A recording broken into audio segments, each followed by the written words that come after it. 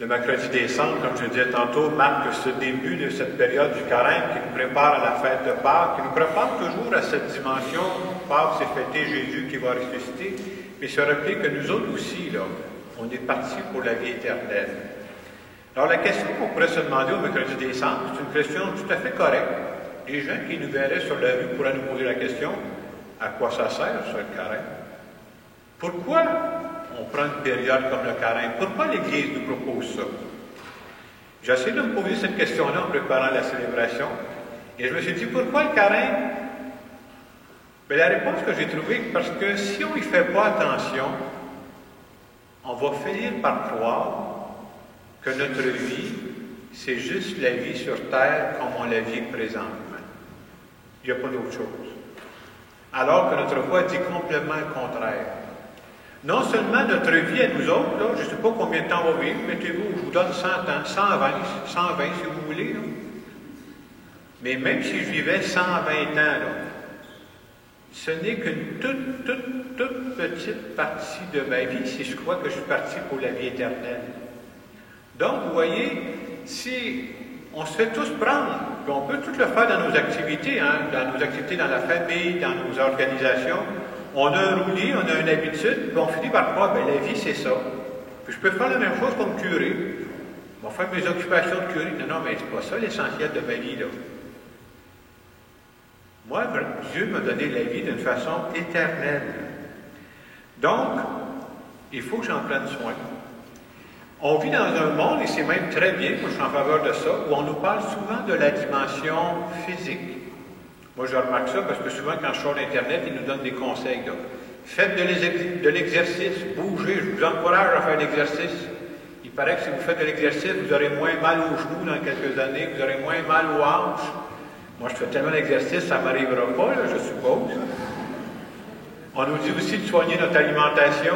Je vous encourage à soigner votre alimentation. Coupez le sucre. Ça, c'est tout facile à dire. Je ne suis pas ici pour vous donner un cours là-dessus.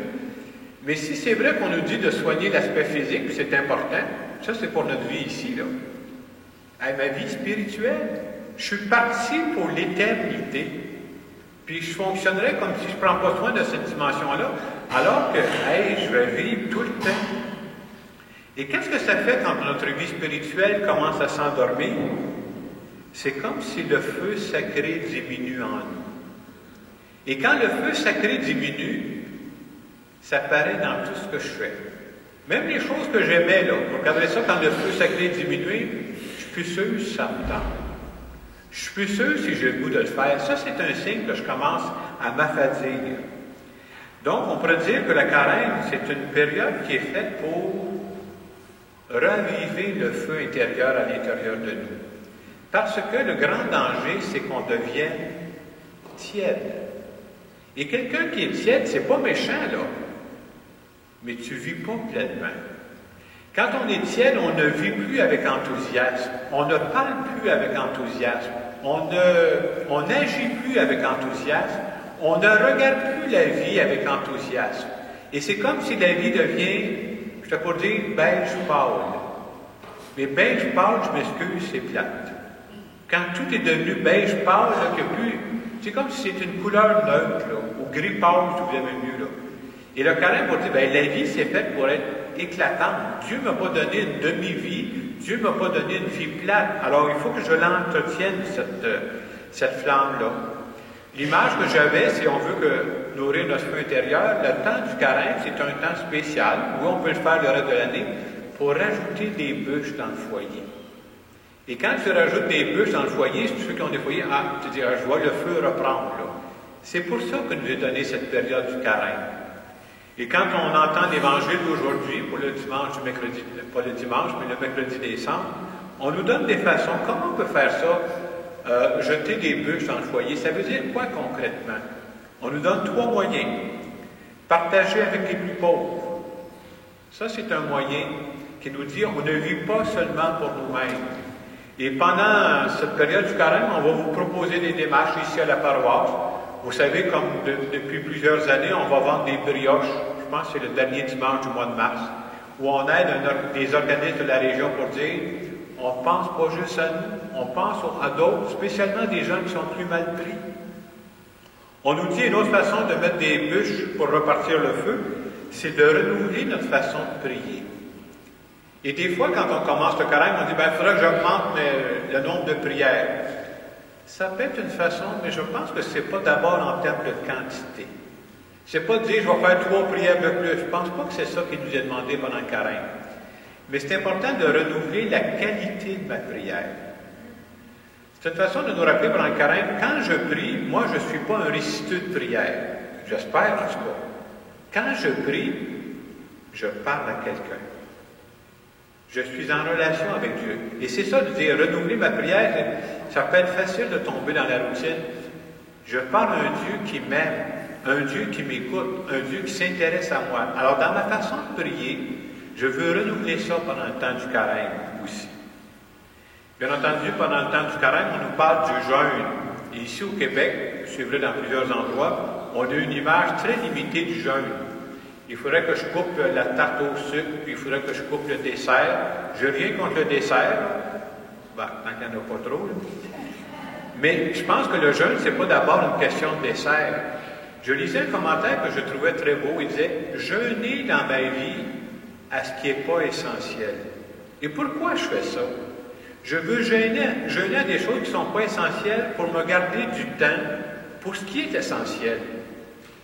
On vit dans un monde, on a des télévisions qui fonctionnent 24 heures par jour, et parfois il y a des gens qui ont besoin de moi, ça peut être de jeûner une émission de télévision pour donner du temps à la personne qui est à côté de moi.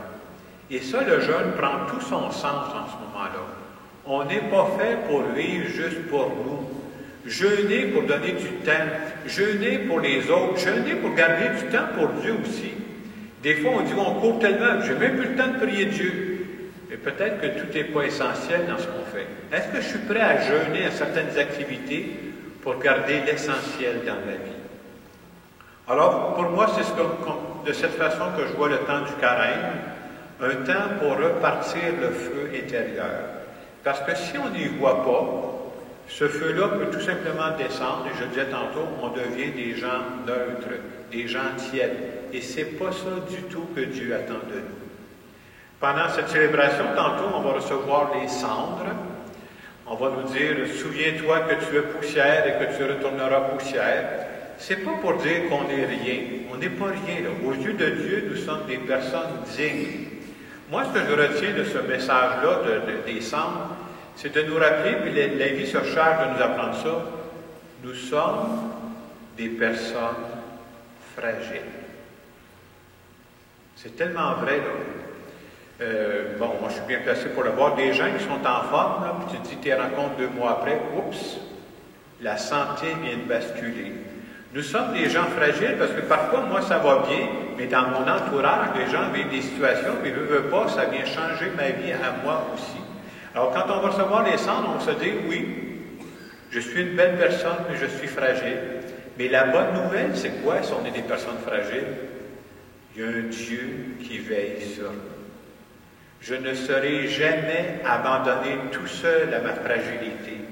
Dieu qui a toutes les grâces nécessaires, Dieu qui a toutes les forces nécessaires, va nous donner les forces dont nous avons besoin.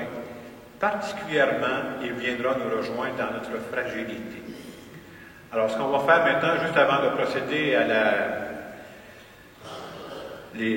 la rémission des cendres, à donner les cendres, j'aimerais qu'on prenne un moment de silence, juste à dire dans notre cœur, Seigneur, cet après-midi, je commence le carême, je me reconnais fragile devant toi. Je reconnais que j'ai besoin de toi, et je veux surtout te dire, au début de ce carême, je ne voudrais jamais me contenter d'une vie tiède.